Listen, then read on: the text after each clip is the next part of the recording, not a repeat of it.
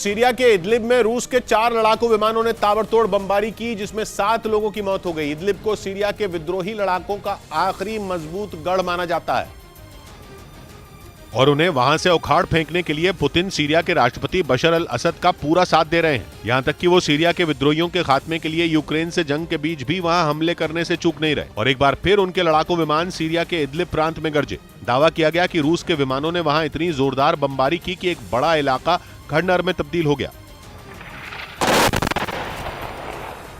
बताया गया कि रूस के लड़ाकू विमानों ने वहां 1-2 नहीं बल्कि 16 बम दागे।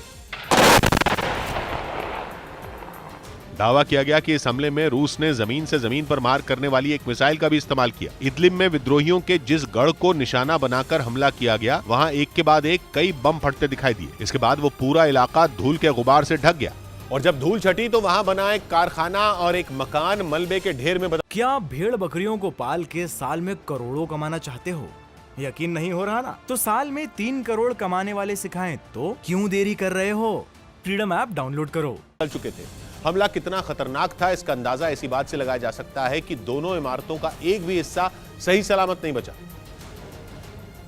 क्योंकि बमों के हमले और मिसाइल की मार ने उन्हें पत्थरों के बड़े बड़े टुकड़ों में बदल दिया। वहां खड़ी एक कार भी धमाके की वजह से पूरी तरह बर्बाद हो गई। इस हमले की खबर मिलते ही विद्रोहियों के इलाके में काम करने वाली सीरिया सिविल डिफेंस की टीम वहां पहुंची और उसने रेस्क्यू का काम शुरू कर दिया। सिविल डिफेंस के लोगों ने दावा किया कि रूस के इस हमले में 7 लोगों की मौत हो गई, जबकि 12 से ज्यादा लोग घायल हो गए। बताया गया कि मलबे से निकाले गए घायलों में कई बच्चे भी शामिल थे जो रूस के हमले का शिकार हो गए। लेकिन ये पहली बार नहीं है जब रूस ने बशर अल असद का साथ देते हुए सीरिया में विद्रोहियों पर हमले किए।